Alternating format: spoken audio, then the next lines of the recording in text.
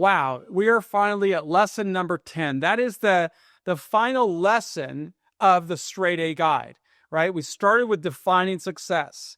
In my case, I wanted to get out or spend my journey through prison working to bring reforms that would lead to opportunities for more people to earn freedom. It required me to execute on what I said was lesson number 2, set very specific, measurable, action-oriented, realistic, time-bound goals.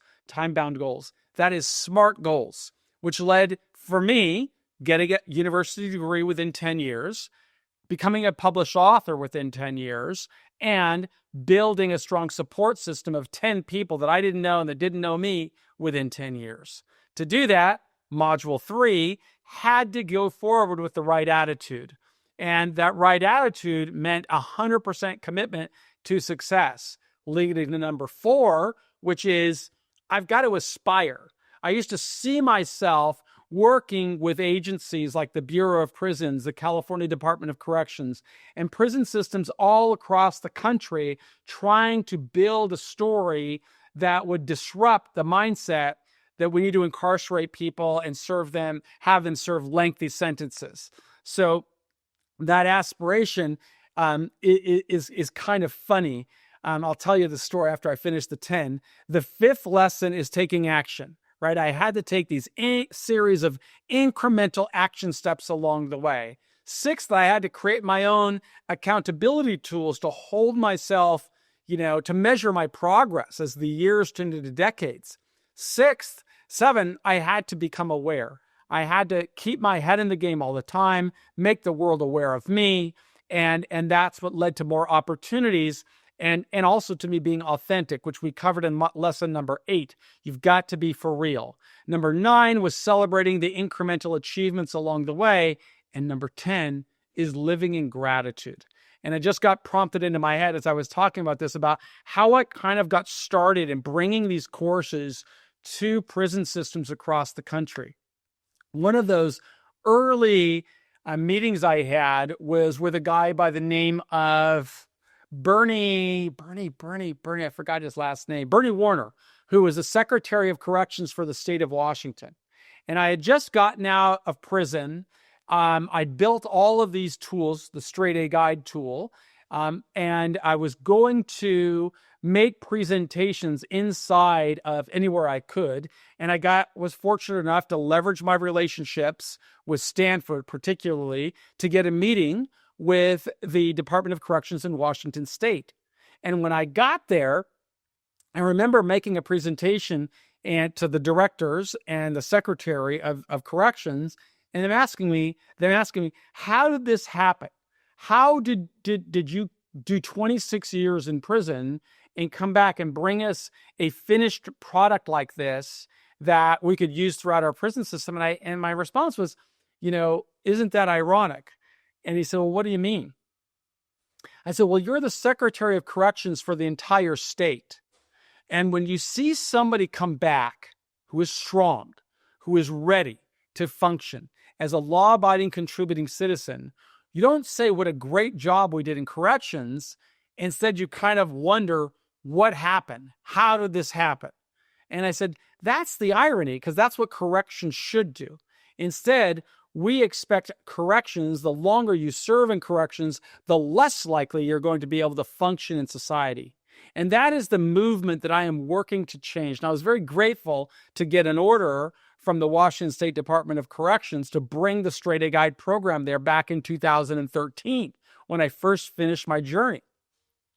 But why did all of this start? And why am I so grateful to be able to do this? Well, I'm really grateful to all of the people who inspired me along the way. And it started with Officer Wilson. All right, I was in solitary confinement for my first year. He brought me a book about Frederick Douglass, and it gave me for the first time this concept that I should live for something that's bigger than my own problems. I should think about the problems of the entire country.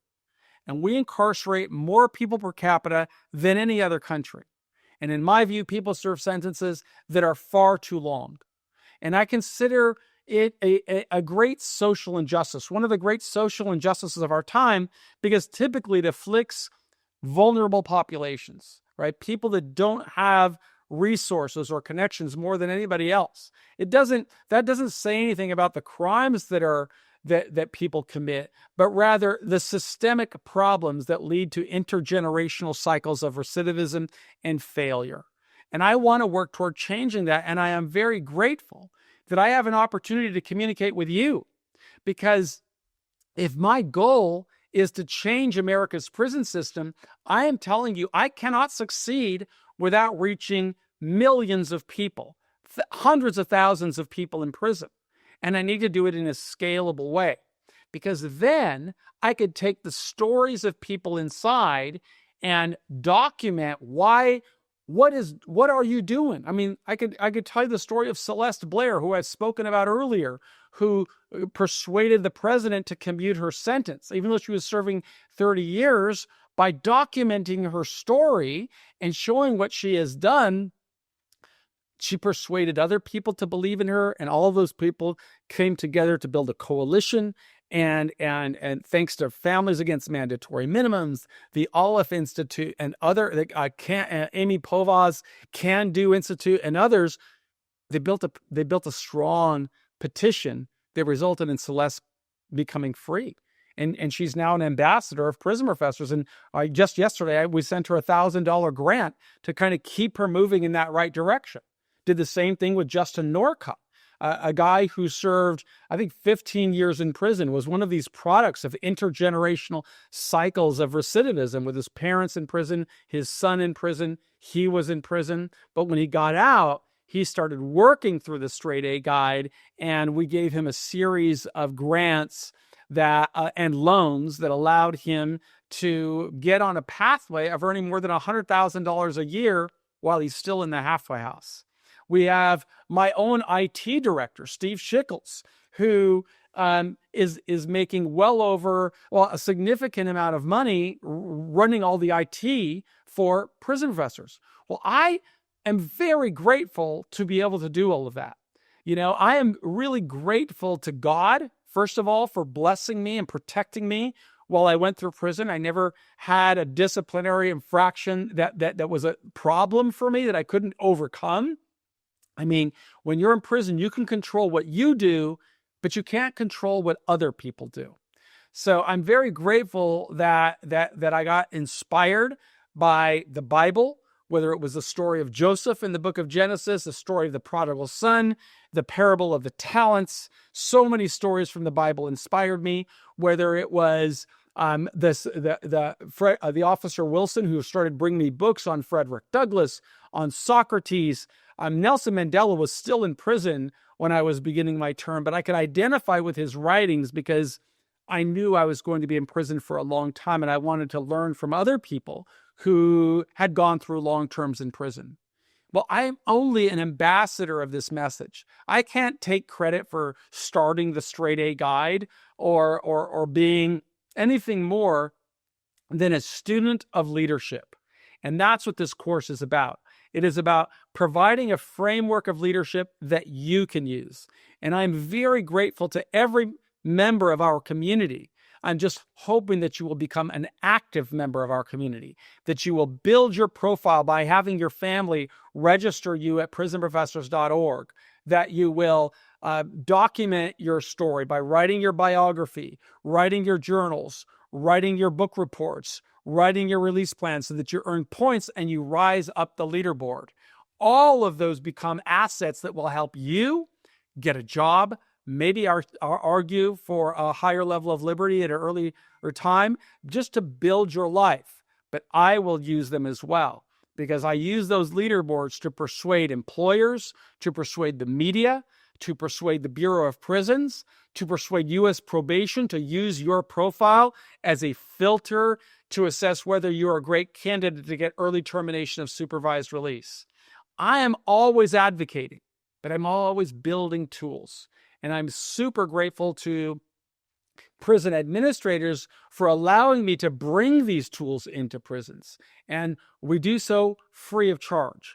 I don't need to make money from any of my work because I've got other businesses. Through all of the skills that I learned while I was in prison, I created other opportunities. It's what I want for you. I want you to have a path that will lead to the best possible outcome for you. We're starting with hopefully a lower sentence by you're building a strong mitigation strategy, having a better experience while you're in prison, building a pathway that advances you as a candidate for furloughs, for work release programs, for home confinement, maybe for clemency. It builds a bridge for you to get into the job market. I am super grateful to you, and I hope that you will find value in us and we earn your trust at Prison Professors. Nobody pays us a penny. I'll always make 3 promises. I'm never going to lie to you. I'm never going to ask you to do anything I didn't do, and nobody's going to pay me a penny. I'm Michael Santos, founder of Prison Professors, and I believe in you. Make sure you spread this with your family so that we can share this with as many people as possible. Be cool.